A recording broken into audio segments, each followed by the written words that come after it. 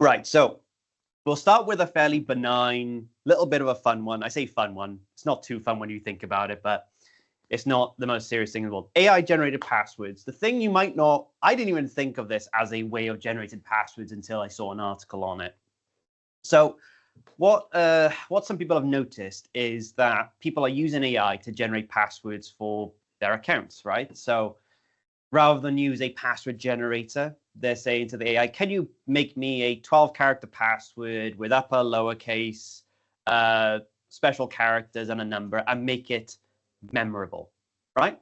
It's fairly standard. You might want to do that, especially the memorable part, because then you're more likely to, of course, remember it.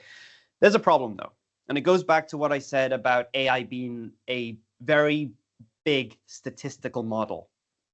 When you give an LLM a prompt, it goes through all its information and tries to give you the answer it thinks you want.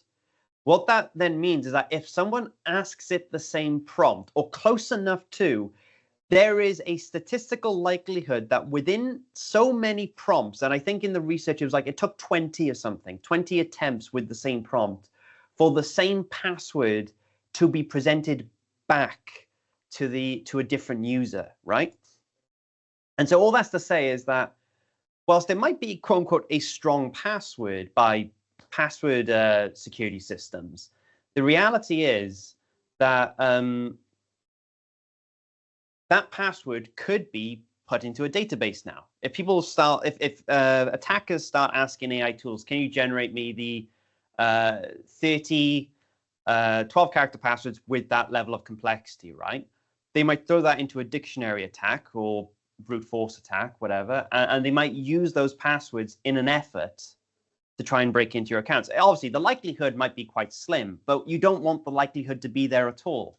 So this is where we go back to tried and true methods, right? Use password managers. We've listed some here. So MyGlue and Passport, which is what we currently are moving towards or using currently.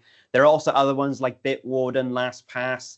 And even if you can't use any of those, right, because of finance or whatever, the browser password manager is the best choice after that, right? It may not be the most highly secure, most usable product, but it's better than generating your own passwords with AI and potentially having some level of exposure from it.